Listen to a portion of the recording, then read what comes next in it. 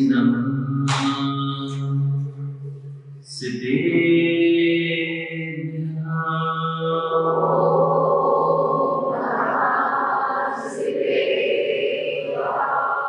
जीवं नवं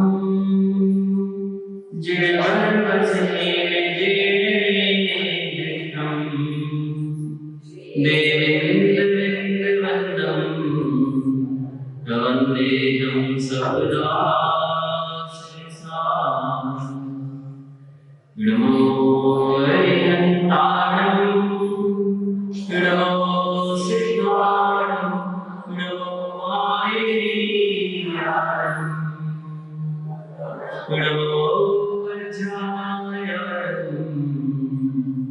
नमो लोहे सर्वसारम्।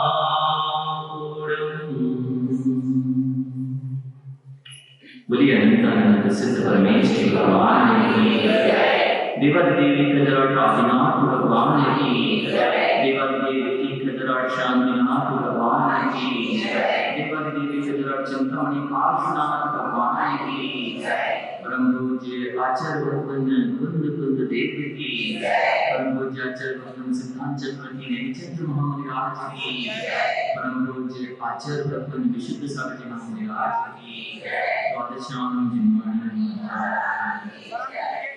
समस्त महाराज की जय, मुनि संघ की जय, आरिका संघ की जय।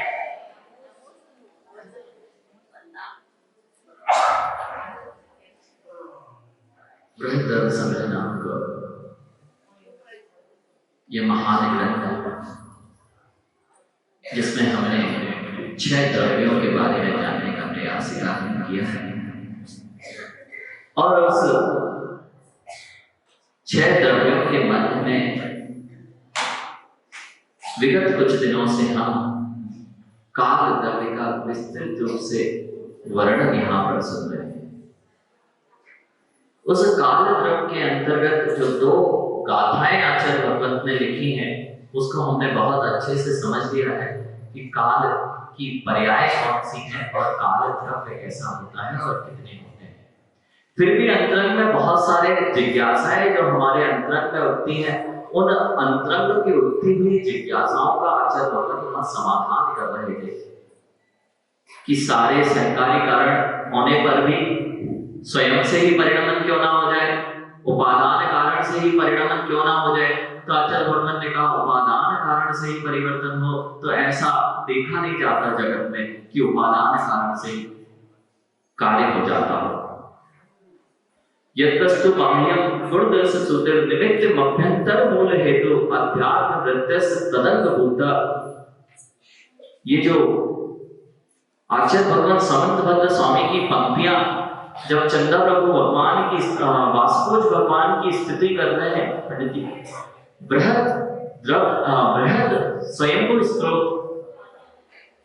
मां समंतभद्र स्वामी एक बहुत बड़े तार्किक आचार्य भगवत है जिनका आप सुबह रत्नक्रंडक सावकाचार जिसको आप वहां पर अध्ययन कर रहे हैं, उन्हीं आचार्य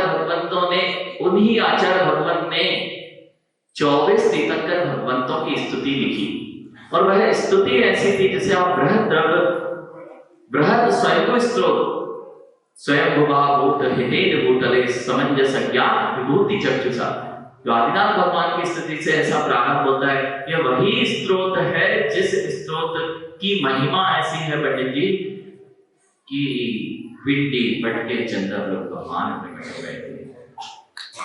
इस स्त्रोत में मां 7वें तीर्थंकर तक आचार्य भगवान ने नमस्कार नहीं किया, उनकी महिमा तो गाते रहे, नमस्कार नहीं किया और यही कह रहे थे राजा से कि आपकी जो है पिंडी है इसकी सामर्थ्य नहीं है कि ये मेरे नमस्कार को सहन कर सके।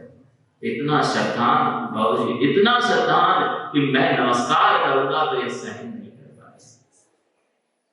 ये ताकत कब आती है? जब अंतरंग में सिद्धांतों के प्रति दृढ़ श्रद्धा होती है। ऐसा ही हुआ जैसे ही चंद्र प्रभु की स्तुति हुई और आचार्य भगवान ने सचंद्र प्रभु सचंद्रमा कुमुदवतीना विपन्न दोषा कलंकलेपा व्याकोश व्यानाट मयूरमाला पूयात पवित्रो भगवान मनोवे। जैसे ही उन्होंने वहां नमस्कार किया और वहां चंदा प्रभु स्वामी प्रकट हो गए। आज भी वह स्थान है। आज भी बनारस में आप जाएंगे तो मूल रोड के बीच में जरा सा स्थान है और वह वहां पर पटे महादेव के नाम से वह आज भी प्रसिद्ध है। उनका नाम ही है। वहां चंदा प्रभु भगवान प्रकट हो गए थे। ऐसे समंत भद्र स्वामी लिख रहे हैं वासुपूज्य भगवान की स्तुति में, जब भी कार्य होता है, राग और द्वेष रूप विभाव कार्य भी जब भी दिखाई देता है, तो निमित्त कारण उपादान कारण आत्मा के विभाव परिणति, उपादान कारण होने पर भी निमित्त कारण के सहयोग से ही कार्य होता है। जब भी कार्य होगा निमित्त भी सहकारी होगा और उपादान भी सहकारी होगा। बस यही बात यहाँ पर समझना है कि काल द्रव्य परिणमन करने में, स्वयं के परिणमन में उपादान कारण है और दूसरे का परिणमन कराने में निमित्त कारण है। जब तक ये दर्शन को समझ में नहीं आए, जब सिद्धांत समझ में नहीं आए कि हमें कोई भी कार्य करना हो तो उपादान कारण तो आवश्यक है ही है। उपादान सदृशम कार्य भवति, उपादान के सदृश ही कार्य होता है।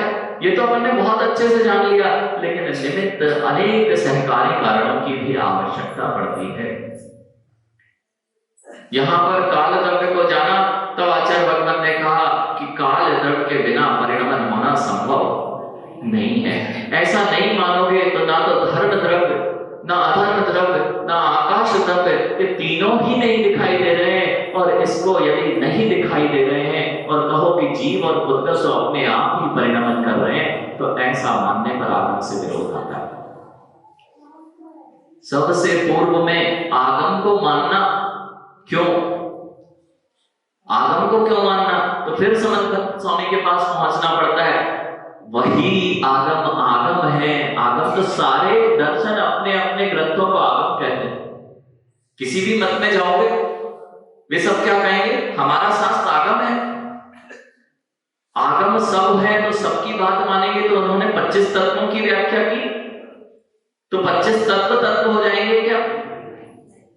6 द्रव्य ना कह के उन्होंने भिन्न ही 6 द्रव्य माने। सामान्य विशेष कर्म आदि को लेकर के 6 भिन्न विशेष द्रव्य माने। तो क्या वे विशेष द्रव्य वे भी आगम में लिखे? किसे सत्य मानोगे? तो फिर परीक्षा करनी पड़ती है। किसकी? आगम की परीक्षा भी करनी पड़ती है और आगम को बताने वाले की परीक्षा करनी पड़ती है। किसी की भी बात ऐसे नहीं मानी गई। फिर आचार्य भगवंतों ने क्या किया? न्याय के ग्रंथों से जो इन आगम को प्रमाणित करना हो, तो जो वक्ता है जिसने आगम बताया है, यदि उसको प्रमाणित कर दिया जाए तो आगम प्रमाणित हो जाएगा। देवागम स्त्रोत, आप्त मीमांसा, आप्त अर्थात जिसके द्वारा आगम बताया जाता है उसका नाम होता है आप्त। आप्त ने, जिसने बताया वह आप्त है, और जिसके द्वारा बताया गया है जो, वह आगम कहलाता है। और उस आप्त की मीमांसा, आप्त है कि नहीं है, आप्त यही क्यों है, यही सत्य क्यों है, इसकी मीमांसा की आप्त मीमांसा नामक ग्रंथ में। विकास आप्त मीमांसा नामक ग्रंथ क्या कहता है? आप्त की परीक्षा। कभी भगवान की परीक्षा भी करोगे क्या? ऐसे महान ग्रंथ लिखे। आप्त परीक्षा नाम का अलग ग्रंथ है, आप्त मीमांसा नाम का अलग ग्रंथ है। सबसे पहले जिसको पूछते हैं उसकी परीक्षा की। भगवान की भी परीक्षा कर डाली, भगवान को भी नहीं छोड़ा। पंडित जी भगवान को भी नहीं छोड़ा। हाँ, जब अंधश्रद्धान होता जा रहा था कि सब नाम भगवान रख लें, बाबूजी आपका नाम भगवान रख दिया जाए, तो नहीं तो आपकी देवी आपको पूछती है और नाम भी भगवान हो तो बस जगत में भगवान नहीं हो जाओगे। जिस आपकी वचन, तो जो भी आप बोलोगे वह सब आगम हो जाएगा ना। बस लोक में ऐसे ही हुआ। पंडित जी, देवी देवता पति देव सुवेदी देव सोन ने जो बोला वह प्रमाणित। क्यों? देवी तो देव है, ऐसे ही देव हो जाने से मात्र प्रमाणिकता। नहीं तो भगवान नाम है, किसी का महावीर नाम है, वीर नाम है, तो ये सब वर्धमान, कितने सारे वर्धमान घूम रहे हैं। कितने सारे बुद्ध हो सकते हैं। बुद्ध अर्थात बुद्ध वो तो ठीक है, बुद्ध जो जिसमें बुद्धि हो वह बुद्ध, तो वे हैं तो बुद्धि से हीन, लेकिन स्वयं का नाम बुद्ध रख लिया है, सो बुद्ध नहीं कहला सकते। तो फिर क्या करना पड़ता है? तब परीक्षा करनी पड़ती है। किसकी परीक्षा? ये सही माने तो कैसे माने कि आगम से विरोध? कल तो बोल दिया आपने महाराज जी कि आगम से विरोध आता है। हम आगम को ही नहीं मानते तो विरोध का है? बच्चे क्या देंगे?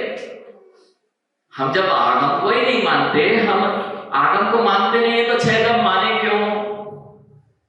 सबसे पहली जिज्ञासा आनी चाहिए कि ये सब हम पढ़े क्यों। तो फिर जब ऐसी जिज्ञासाएं लोगों के मन में भरने लगी कि हम भगवान को ही नहीं मानते, हमारा धर्म पे विश्वास ही नहीं है, यही तो होता है। हम क्यों आए मंदिर, हम क्यों माने भगवान को? तो वे कह रहे हैं भगवान से प्रश्न कर बैठे, हम नहीं मानते। क्या बोल दिए? समन्वत स्वामी कह रहे हैं, कमलेश भैया, समन्वत स्वामी भगवान से कह रहे हैं हम आपके पास आए क्यों? तुम्हारे पास है ही क्या? ऐसी हिम्मत है? भगवान के पास आके बोलते हैं कुछ नहीं मिलना, वहां क्यों जाना है इनके पास? वे तो प्रश्न ही कर बैठे भगवान से। देखो दृष्टांत महावीर भगवान के पास, उनको तो ज्ञानी पुरुष है, लेकिन आपको समझाने के लिए आचार्य भगवत ने ऐसा कहा कि मैं तुम्हारे पास नहीं आऊंगा। क्यों आऊं? तुम्हारे पास है क्या? किससे कह रहे हैं? महावीर भगवान से। क्योंकि वर्तमान का जितना आगम है वो किससे मिला है? महावीर भगवान अंतिम तीर्थंकर प्रभु हुए, उनकी जो देशना थी उस देशना से आज हमारे पास ग्रंथ उपलब्ध है। इसलिए उन्होंने कहा कि मैं तुम्हारे पास क्यों आऊं? देवागम नभोयाने चामरादि विभूतया माया विश्वपि दश्यते नातस्तोमसि नो महान। देवागम, तो महावीर भगवान उत्तर दे रहे, मेरे पास देवों का आगमन हो रहा है। देवागम नभोयाने, नभ में मेरा गमन हो रहा है। देवागम नभोयाने चामरादि विभूतया, 64 चमर मेरे आसपास घूर रहे हैं। देवागम नभोयाने चामरादि विभूतया माया विश्वपि दश्यन्ते नातस्तोमसि। तब समन्वत स्वामी कहते हैं ये सब तो कोई मायावी पुरुष भी दिखा सकता है, इससे तुम मेरे लिए महान कैसे हो गए? ये तो मायावी पुरुष कर सकता है, देवों का बुलवाना दिखा देगा तुम्हें। हवा में तुम उठ रहा है, हवा में झूल रहा है, तो माया में जैसे अपन देखने जाते हैं वह भी हवा में दिखा देता है। 64 चमर झुलाना इन बच्चों के लिए तो और अच्छा है, वैज्ञानिक तरीके से नए नए तरीके से झुला देते हैं। तो इससे उन्होंने कहा नहीं, महावीर भगवान से कहने की ताकत नहीं, मैं तुम्हें नहीं पूछता। तो उन्होंने कहा अध्यात्म बहिर्वेशा विग्रहादि महोदया दिव्य सत्व नव, दिव्य सत्व देवों के पास जैसी विभूति उन्होंने दिखाई कि मेरा अंतरंग शरीर बहिरंग शरीर में पसीना आदि नहीं आता है, मेरा चमत्कारिक शरीर है।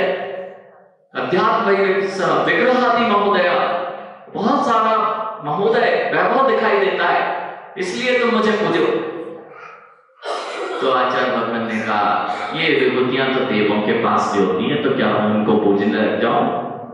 भैया जैसे तुम लोग प्रभावित हो जाते हो थोड़े थोड़े चमत्कारों से और उसे अपना सब कुछ बना बैठते हो। ये विभूतियां ईश्वर कैसे बने जगत के? ओजस ईश्वर कैसे बने जगत के? ओजस के पास जब यहाँ पे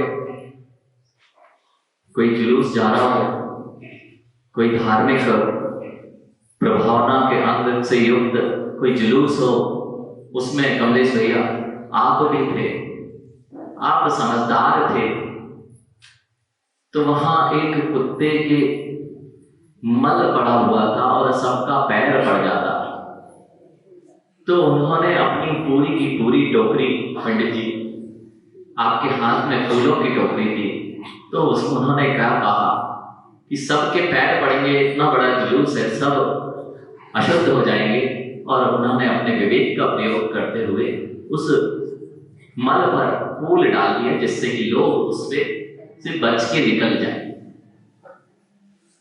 इन्होंने तो डाले थे फूल बचने के लिए, लेकिन अज्ञान दशा, जितने आए वे सब फूल फेंकने लगे, वहां फूलों का ढेर लग गया और वहां देवता प्रकट हो गए। हाँ, ऐसे ही देवता प्रकट हुए हैं संसार में, हर जगह जहां देवता प्रकट दिखाई दे रहे हैं ऐसे भी हुए हैं। वहां पर फूलों का ढेर लग गया, और कमलेश भैया फूलों का ढेर लगते लगते एक ज्ञानी पुरुष भी वहां पहुंच गया। ईशान ज्ञानी पुरुष पहुंचा। ये लोग थोड़े ज्ञानी हैं, बच्चे आजकल बिना देखे स्वीकार नहीं करते, इनको हर चीज देखना पड़ती है। तो इन्होंने कहा नहीं, हम ऐसे देवता तो नहीं पूछते, ज्ञानी तो था, ज्ञानी तो था, ये क्या संसार में चला आ रहा है, और किसी को भी मैं फूल डालने लगा, रोड पे रखा तो मैंने फूल डाल दिया। तो नरेंद्र भैया आप ही ना हो, हाँ तर्क से अच्छे, नहीं तो विकास, जिनको प्रियांश ज्यादा क्वेश्चन जिज्ञासाएं आती हैं, तो ऐसे बच्चे रहते हैं, हम क्यों माने, हम नहीं करते, हम नहीं करते, क्यों, सही बात है, नहीं करना चाहिए, ऐसे कहीं भी फूल फेंक दोगे क्या? बहुत समझदार था, हम नहीं मानते, हम तो परीक्षा करेंगे तब, और इतने महान देवता हैं तो बाहर से ही दर्शन क्यों, हम तो पैर छू के दर्शन करेंगे। बस प्रियान, जैसे ही तुम हाथ डालोगे और उन देवता के पैर तुम्हारे हाथ में आएंगे,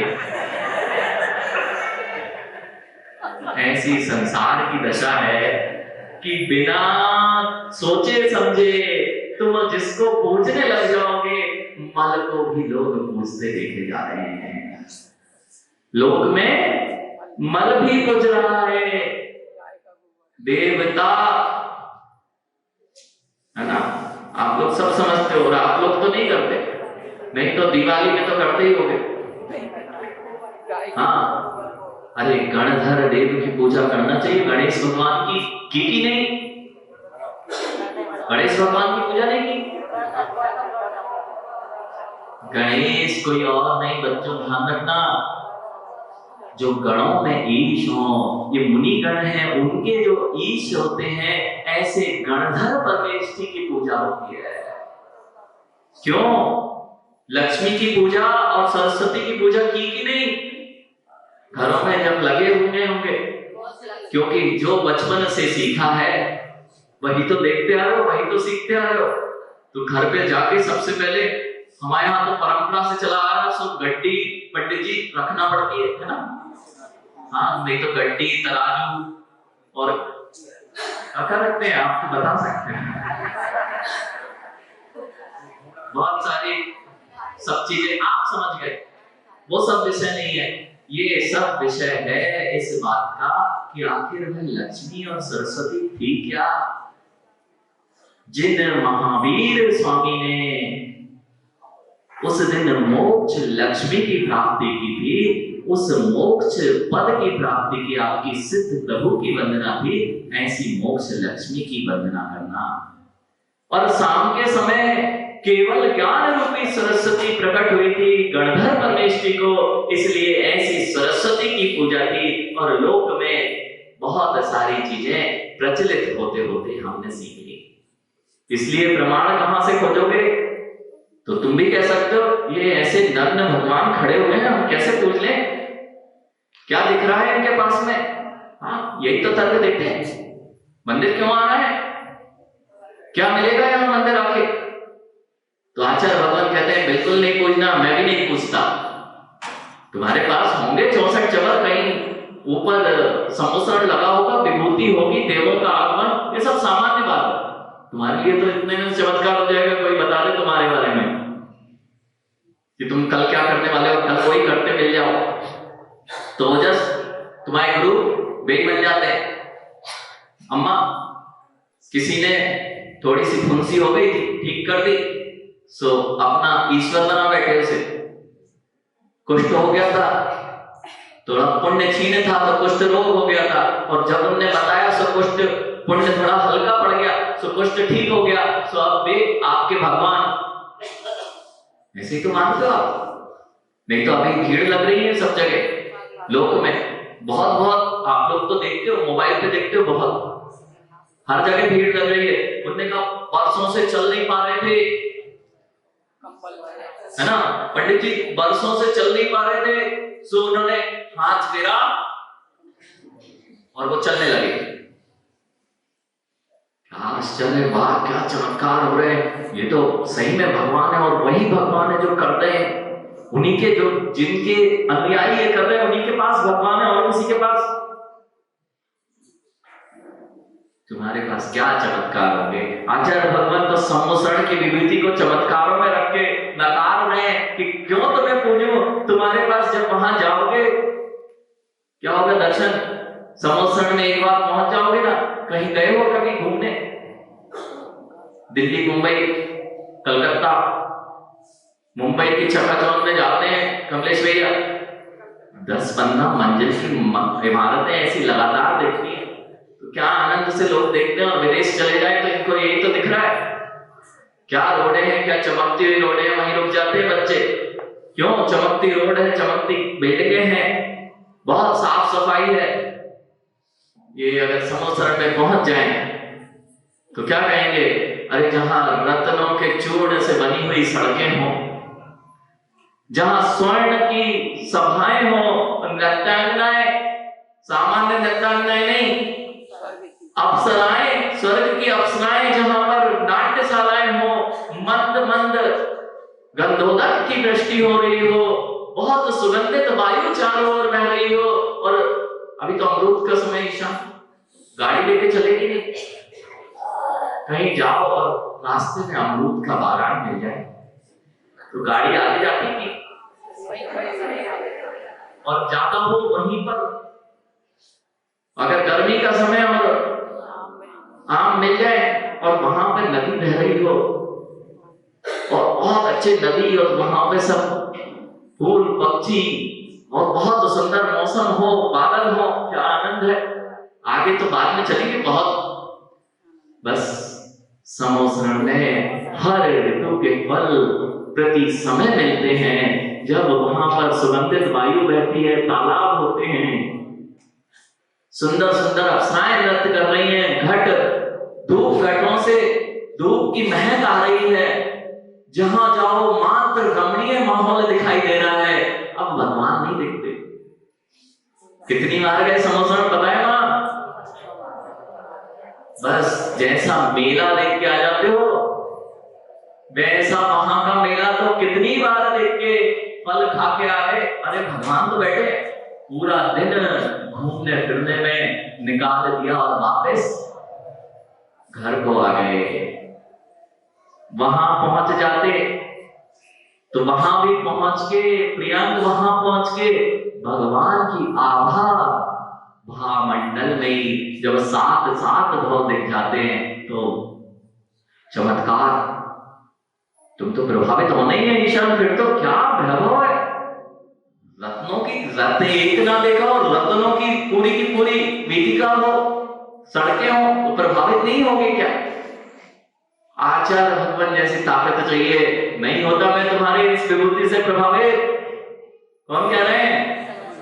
आचार्य समन्वत स्वामी गर्जना कर रहे हैं, मैं तुम्हारी इस विभूति से प्रभावित हूं ही नहीं। ये सारी विभूतियां तो दिखावे रहा है, आप दिखाई तो रहे हो कि ऐसे होते होंगे जिनालय, स्वर्ण की बनाने लगे पंडित जी आजकल। ये कांच का काम जैसा है, जैसा ये कांच का काम है, ये तो अल्प मूल्य वाली वस्तुएं हैं। ऐसे जो रत्न होते हैं, वास्तविक रत्न होते हैं, उनसे जड़ित मंदिर होते हैं जो अकृत्रिम चैत्यालय होते हैं। जैसा दिख रहा है ना, आप बनाने की कोशिश कर रहे हो। क्या कोशिश कर रहे हो? स्वर्ण के लगा देते हो पीले, तो कहते हैं स्वर्ण मंदिर। और जहां स्वर्ण मंदिर मिल जाए तो क्या कहोगे? फिर तो बाद में देखेंगे, पहले अपन देखते हैं आएगा कैसे अपने पास। ऐसे ही होता है ना। लेकिन भैया एक बात और बताए, देखो अब बता ही दे रहे पंडित जी, ये ग्रंथ रखा है, इसमें सोना बनाने की विधि लिखी। हाँ, ईशान हंस रहे हो, नहीं पता हो तो हम बता देंगे कि इसमें कहां पे लिखी है। बिल्कुल पूर्ण स्वर्ण बनाने की विधि लिखी है। अब नरेंद्र भैया, अब इनको लग रहा है महाराज जी प्रवचन वचन बंद करो, पहले बात बता दो कहां है। स्वर्ण बनाने की विधि लिखी है, लेकिन स्वर्ण जैसे पन्ना में रत्न मिलते हैं, वहां पन्ना में हीरे मिलते हैं, हमको एक भी नहीं मिला। हाँ, वही खदानों में जाते थे, 6 महीने महाराज जी जाके आए, उसी खदानों में गए जहां हीरे खोदे जाते हैं। और वहां की जनता है, नरेंद्र भैया, एक नरेंद्र भैया वहां भी है, उनके पास ही मिलते हैं, उनकी खदान में निकलते रहते हैं। और बाजू की खदान में सालों से खोद रहा है बेचारा, कंगाल हो गया, एक भी नहीं मिला। तो सबको बांट रहे ना कोई, ये तभी मिलते हैं जब पुण्य होता है। यहां भी सारी विधि लिखी है, उसमें पुण्य की कणिका की भी बात कही है। अगर ऐसा काम करोगे, नागफनी, सिंदूर और भी 1-2 चीजें मिलाकर सोना बनाने की विधि बता रहे हैं। 2-3 चीजें और अगर ले लेना, आपसे बता देंगे।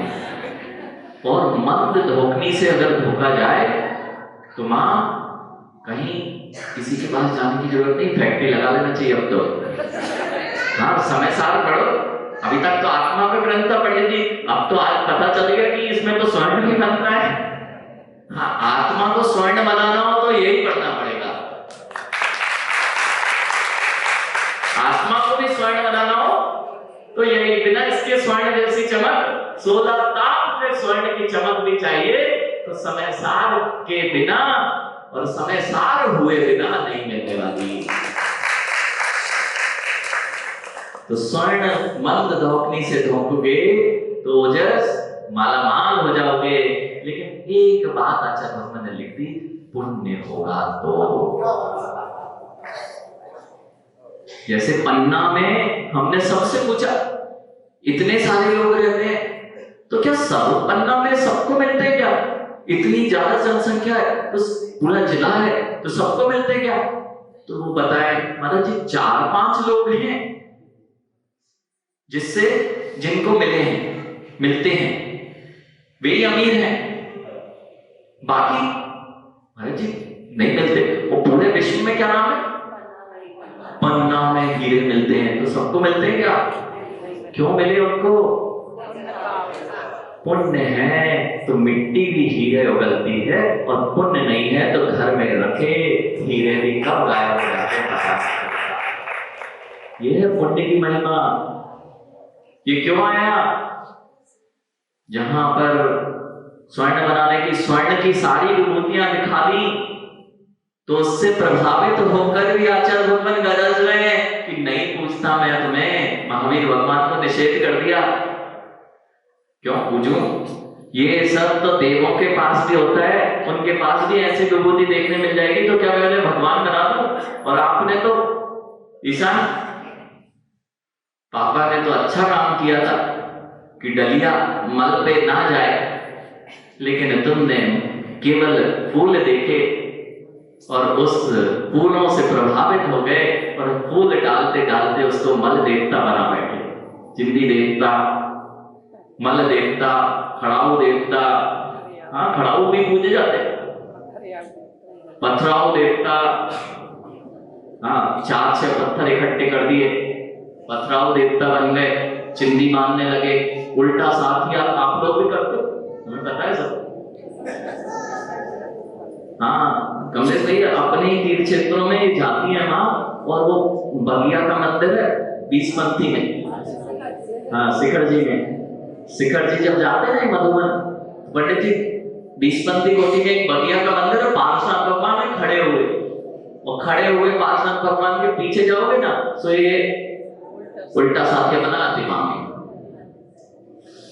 ऐसी ऐसी मान्यताएं ये सब आपने ग्रहण कर ली। वहां तो आचार्य भगवान कह रहे हैं तुम्हें कि मैं भगवान महावीर को भी नहीं मानता, महावीर भगवान ने सब दिखा दिया। तो महावीर भगवान कह रहे फिर क्यों तुम मुझे पूछते हो? तो कहते हैं स तुम विलासी निर्दोषो युक्ति शास्त्र विरोधी बात अवरोधी अधिष्ठम ते प्रसिद्धे न बाध्यते। आप ही निर्दोष परमात्मा हो, परम वीतरागी हो, सभी के अवरोधी वाक, किसी से आपके वचन खंडित नहीं होते, आपके वचन किसी से खंडित नहीं होते। आप ही पूर्ण निर्दोष हो, वीतरागी हो, जिसमें राग द्वेष की कणिका नहीं है। अवरोध विरोधी यदिष्टते प्रसिद्धे न बाध्यते। जितने भी प्रसिद्धवादी हैं उनके द्वारा आपका मत खंडित नहीं होता, और आप ही इस जगत में पूर्ण निर्दोषता को प्राप्त हो, इसलिए मैं आपकी वंदना करता हूं। इसलिए चमत्कार से प्रभावित नहीं हो जाना। दुनिया में बहुत अच्छी प्रवचन सभाएं पंडित जी, बहुत अच्छा श्रृंगार, बहुत अच्छे हॉल, बहुत अच्छे ध्यान केंद्र, बहुत अच्छे पंचकल्याणक की वेदियां, बहुत अच्छा खाना पीने की व्यवस्थाएं, इसका नाम धर्म नहीं है।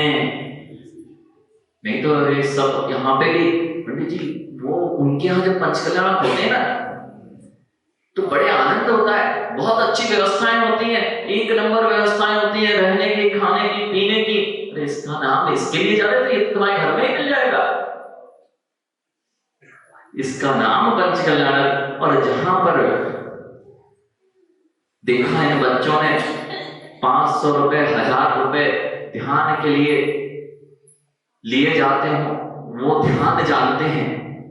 अरे ध्यान नहीं जानते, तुम्हारा ध्यान नहीं, तुम्हारी जेब खाली कर रहे हैं। ध्यान पैसे से ध्यान का क्या लेना देना है?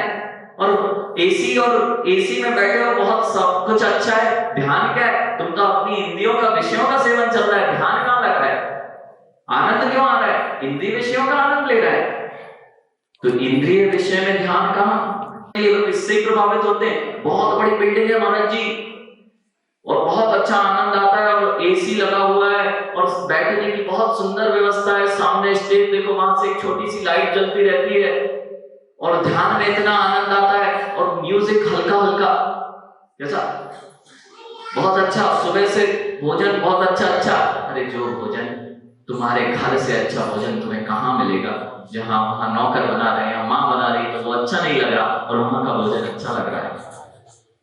और लाइट ये अच्छा, तुम्हें सब बाहर की दिखावट दिखा के ध्यान कितना होता है वो तो पता ही नहीं है, ध्यान जानते ही नहीं है, और सारी बाह्य व्यवस्थाओं में ध्यान केंद्रों में बैठ के ध्यान करने लगते। जो ध्यान ही नहीं जानते, उनके ध्यान केंद्रों से प्रभावित होकर ध्यान करने जाओगे तो क्या लेके आ पाओगे? जगत की स्थिति है, मल भी पूछा जाता है।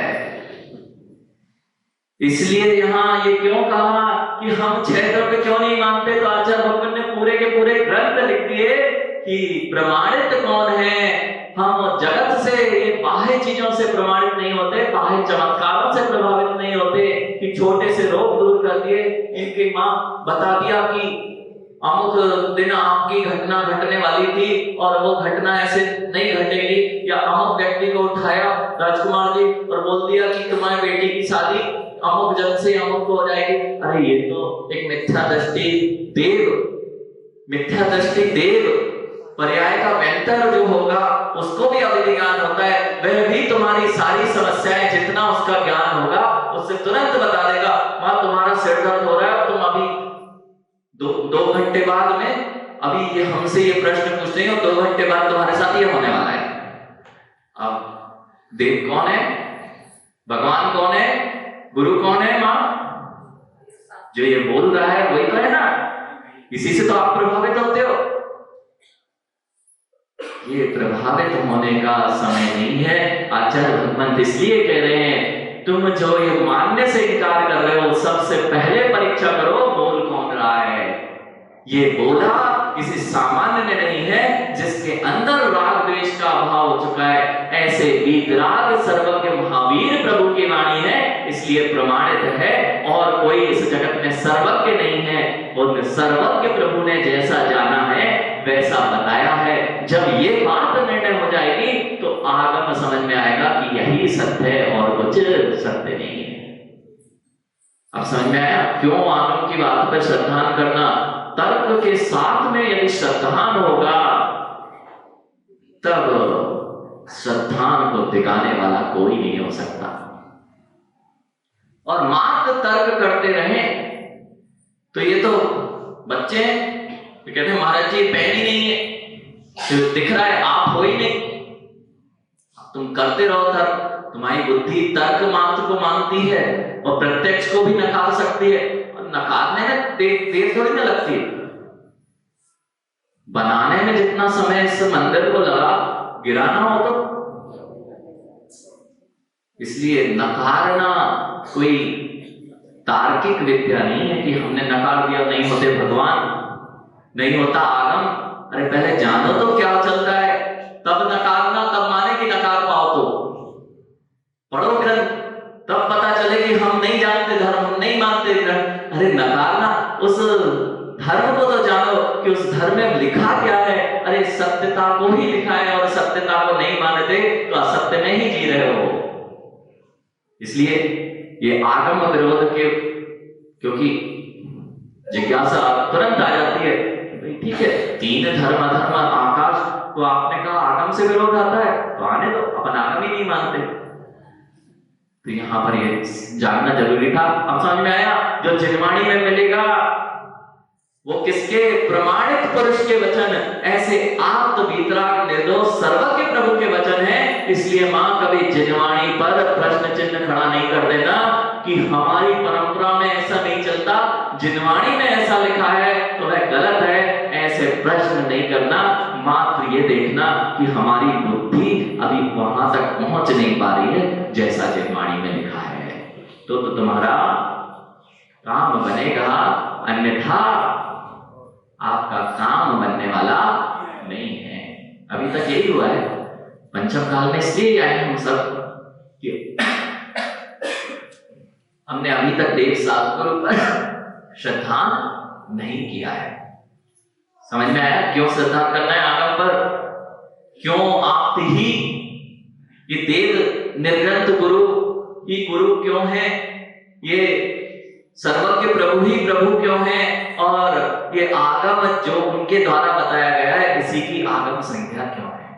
इतना सा समझाए बस। अभी इतने सारे समय में इतना समझाए। अब देख लेते हैं थोड़ा सा समय, लेकिन जल्दी से हम इस टीका को आज पूरा करने का प्रयास करते हैं। ठीक है, हम एक बार में संस्कृत पढ़ देते हैं और बहुत समय, मतलब बहुत छोटा दृष्टांत है, उसको आपको 1 मिनट में समझा देंगे। कश्चिदः यावत्कालेन एकादेश प्रदेशं परमाणुरधिकारते ततस्तावत्कालेन समयं भवति इत्युक्ते आगमे एक समयेन 14 रज्जुगमने यावत् आकाशः प्रदेशः तावत् समयं प्राप्नोति। अब जिज्ञासा हो गई कि आपने कहा था महाराज जी कि एक समय कितना होता है? एक परमाणु मंद गति से एक प्रदेश से दूसरे प्रदेश पर जाए, उसका नाम समय है। तो ये एक समय है। और आगम में हमने देखा है कि एक परमाणु एक समय में 14 राजों का मन करता है। 14 राजू जितना लोक है, यदि नीचे अगर कोई परमाणु है तो एक समय में वह परमाणु कहां तक जा सकता है? 14 राज्य गमन कर सकता है। तो ये तो विरोध हो गया कि आपने कहा एक प्रदेश से दूसरे प्रदेश में एक समय लगता है और पूरा का पूरा असंख्यात प्रदेशी 14 राज्यों में कितने प्रदेश हैं? असंख्यात प्रदेश हैं, उसको भी गमन करने में एक समय लगता है। तो ये तो आगम विरोध है, ये तो अपने आप में विरोध हो गया है, स्ववचन बाधित हो गए। तो वो क्या है? परिहार महा एक आकाश प्रदेश अतिक्रमण यत् संख्य समय व्याख्यानम कृता तन मंद गति अपेक्षा यत् पुनरेक समय चतुर्दश रज्जु गमनम व्याख्यानम तन शीघ्र गति अपेक्षा। भाई ईशान 1 घंटे में तुम टीकमगढ़ पहुंच सकते हो और 1 घंटे में तुम यहां से दिल्ली पहुंच सकते हो। नहीं, फ्लाइट से नहीं जा सकते। बस यहां मंद गति की अपेक्षा से वह परमाणु एक समय में जाता है, तीव्र गति की अपेक्षा से भाई परमाणु 14 राज्य चला जाता है। तो इसमें क्या दिक्कत है? समझ में आया? तो आचार्य भगवान ने एक संकेत में उसका परिहार कर दिया। 3 कारण चतुर्थ राजगम ने, इस कारण से चतुर राजगमन एक समय में गति की अपेक्षा से, जब मंद गति से भ्रमण करे तो कितना चलेगा? एक समय में एक प्रदेश चलेगा, और तीव्र गति से यदि गमन करे परमाणु तो उसकी शक्ति 14 राजु गमन करने की है। तत्व दृष्टांत, अब फिर से दृष्टांत उसी को, और दृष्टांत को दृष्टांत से समझा रहे हैं। कैसे? कोपि देवदत्तो योजन शतम मंद गत्या दिन शतेन गच्छति। एक दिन में कोई देवदत्त नाम का पुरुष 100 योजन गच्छति जाता है। सा एव विद्या प्रभावेण शीघ्र गत्या दिन एकमपि गच्छति तत् किम दिन शतम भवति। और वही विद्या के प्रभाव से यदि शीघ्र गति से दिनेन एकेन अपि गच्छति, और वह दिन भर गमन करे, दिन भर वही पुरुष गमन करे और किसी विद्या का सहारा ले, तत्र क्या 100 योजन ही जा पाएगा? किंते एक एव दिवसः तथा चतुर्दश रज्जु गमने शीघ्र गमनकेन एक एव समयः। तो जैसे कितने ऐसे जो दिन शतम 100 दिन में जितनी तुम चल पा रहे थे, एक दिन में 7 योजन, ऐसे 100 दिन की यदि विद्या के प्रभाव से जाए तो 100 दिन में तुम जितना चलोगे वह एक दिन में गमन कर जाता है। ऐसे ही एक समय में एक परमाणु 14 राजु गमन करने की तीव्र गति से सामर्थ्य रखता है।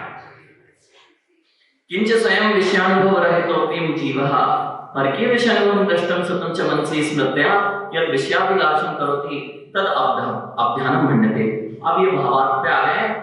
ये सारा पढ़ लिया है, क्यों पढ़ा है? ये क्योंकि पढ़ तो लेते हैं और ये नहीं पता रहता पढ़ा क्यों है। बहुत सारे ग्रंथ पढ़ लिए ना, क्यों पढ़े? कभी तो संसार से विरक्ति आए, लेकिन आई नहीं रही, इसलिए पढ़ा है, गढ़ा नहीं है, लखा नहीं है। लिखा मिल जाता है, लखने के लिए लिखा है, लख लोगे तो तुम्हारे ऊपर लिखा जाएगा। कमलेश भैया, जितने लख लिए उनके ऊपर लेखनी चलती है, और जो लख नहीं पाते बस लिखा लिखा ही पढ़ते हैं, लख नहीं पा रहे, इसलिए उनके ऊपर लेखनी चलने वाला कोई नहीं मिलता है। तो यहां पर कह रहे हैं किंच स्वयं विषयानुभव रहितो अपि अयम जीवा, स्वयं विषय के अनुभव से रहित है जीव। किसी ने विषयों का अनुभव नहीं लिया। परकीय विषयानुभवन, दूसरे ने विषयों का अनुभव लिया। दृष्टम, उसको देख रहा है। देखो कैसे लेते हैं आनंद जी। दूसरा कोई भोग भोग रहा है, उसका आनंद आप टीवी पे बैठ के ले रहे हो। क्या कर रहे हो? अरे वो शहर घूम रहा है, इतना अच्छा, उसका आनंद। तो ये क्या हो गया? दृष्टम, परकीय विषय के अनुभवन को ये लोग क्यों देखते हैं टीवी, या कोई भी प्रवृत्ति देखी जाती है, ये परकीय भोग भोगे जा रहे हैं, उसको खुद अनुभव नहीं कर रहा, लेकिन अजीब परकीय विषयों के अनुभवों को देखता है। श्रुतम, बड़ी अच्छी कहानियां राग द्वेष की, काम वासनाओं की, भोग अभिलाषाओं की, स्त्री कथा, राज कथा, भोजन कथा खुद ने की नहीं है, लेकिन अमुक जगह इस स्थान पे बहुत अच्छा भोजन मिलता है। ये सब कथाएं श्रुतम च मनसी स्मृता, और उनका मन में स्मरण चल रहा है। परकीय भोगों का स्मरण कौन कर रहा है? तुम कुछ नहीं भोग रहे, लेकिन स्मरण किसका चल रहा? अपने अपने लगा लेना, सुबह से शाम तक क्या चलता है, यही चलता है। टीवी और मोबाइल में तो यही होता है स्पष्ट रूप से। म्यूजिक क्या है? दूसरा भोगों को भोग रहा है, आप उसके भोगों को देख के और सुन के खुश हो रहे हो। यद विषयाला भाषण, और अपने अंदर में विषयों की अभिलाषा करता है जीव। क्या करते हैं? दूसरे को देख देख के क्यों दिखाई जाती है टीवी, क्यों दिखाया जाता है? वो पंडित जी अभी समय तो आपका बहुत जल्दी भागता है, काल दम रुकते ही नहीं। हाँ, इसको बोल दो थोड़ी देर रुक जाए। काल दम का परिणाम थोड़ा रोक लिया, थोड़ा फिर अपन थोड़ी देर बाद चलाने लगे, ऐसा हो जाएगा क्या?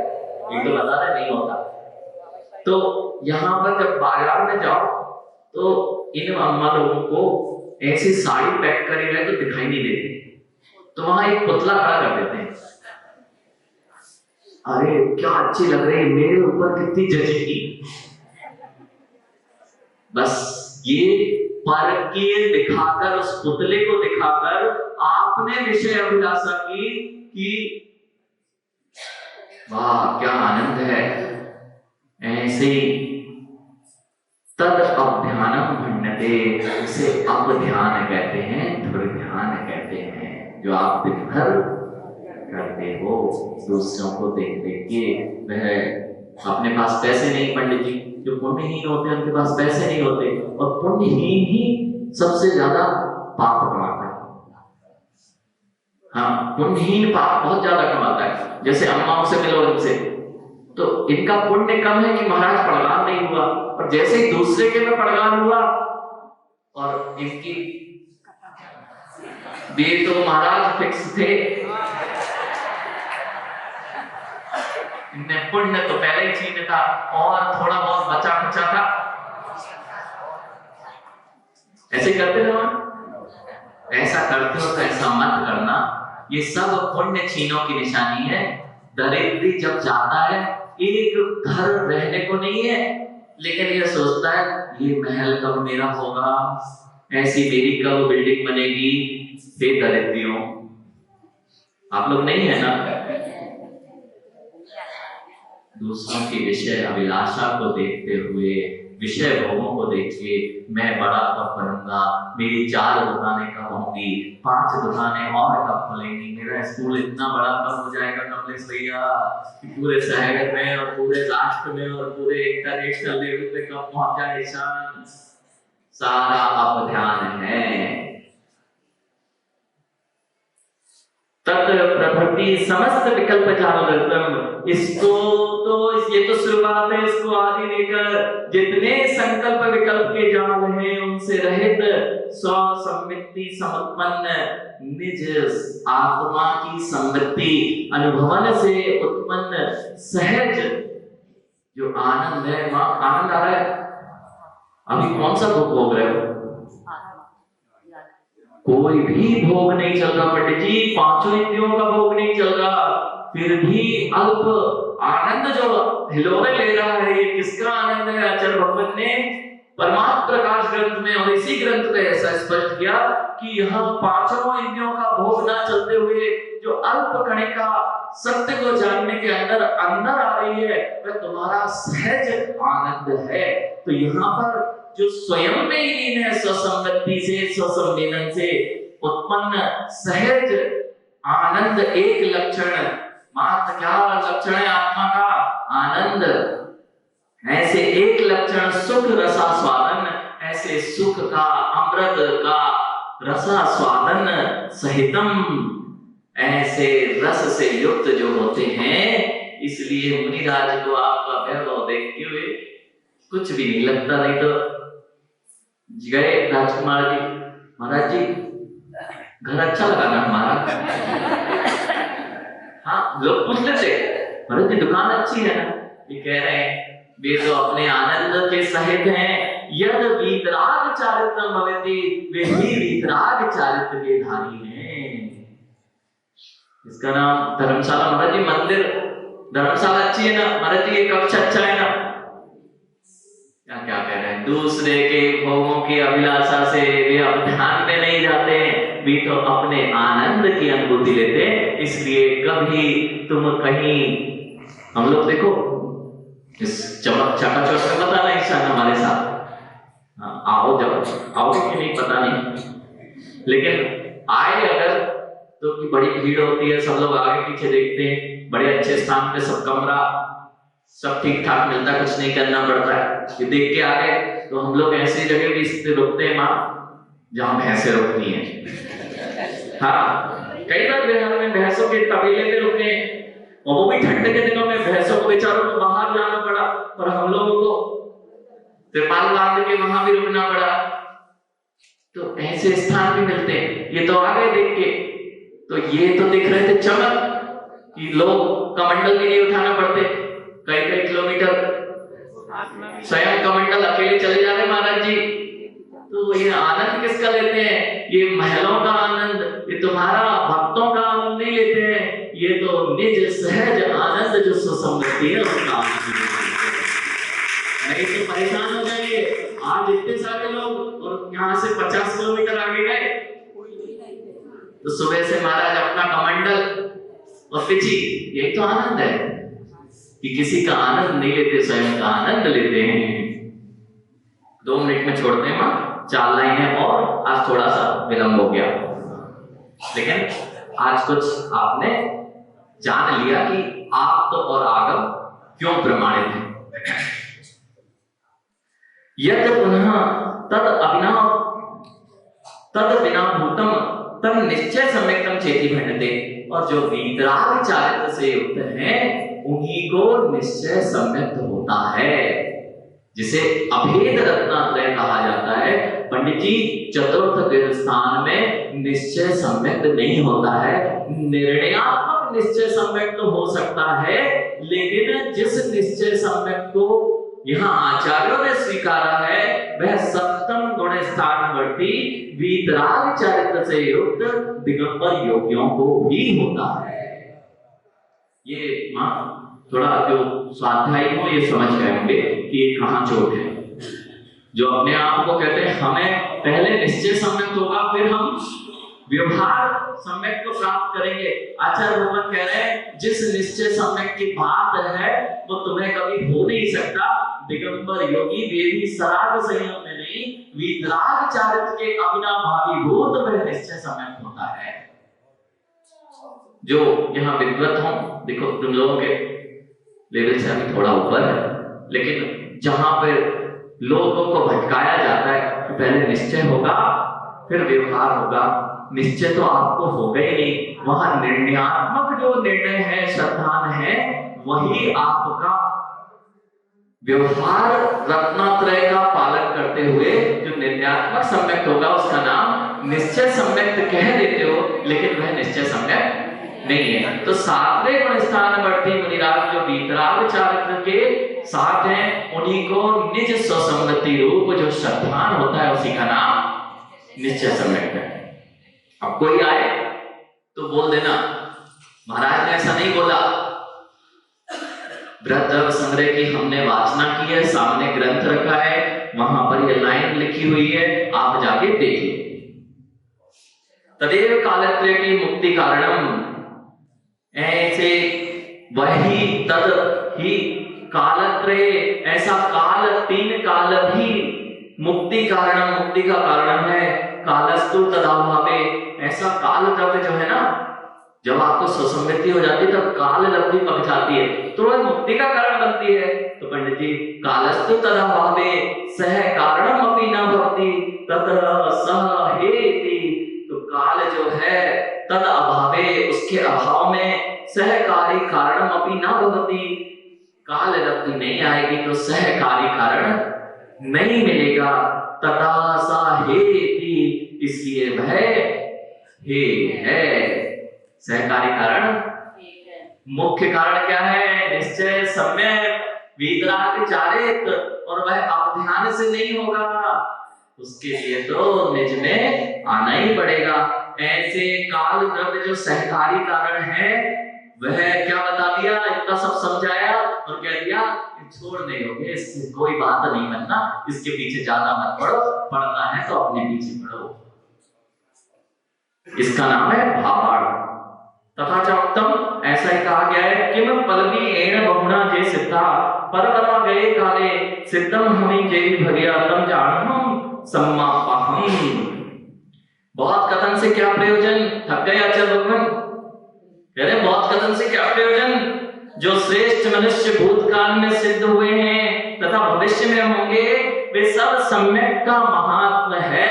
निश्चय सम्यक का महात्मा है, इसके बिना कोई सिद्ध नहीं होगा। इदम अर्थ तात्पर्य, ऐसा यहाँ पर तात्पर्य जानना, काल द्रव्य मन्यत्वा परम आगम विरोधे विचारणीय परम किंतु वीतराग सर्वप्रथम प्रमाण में मनसी निश्चितता विवादो न कर्तव्य।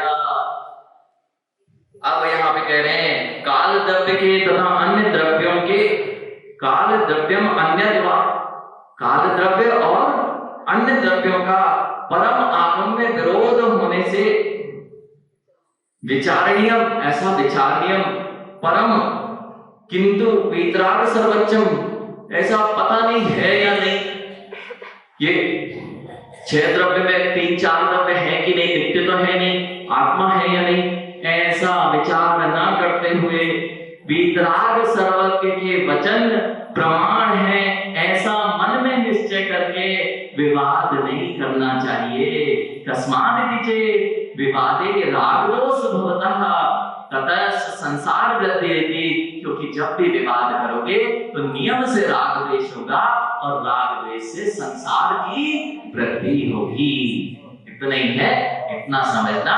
ये 6 द्रव्य जैसे आचार्य भगवंतों ने कथन किए, उनका स्वरूप वैसा ही है और उसे हम वैसा ही स्वीकारें। बोलिए आचार्य भगवान विशुद्ध सागर जी महामुनि राज की।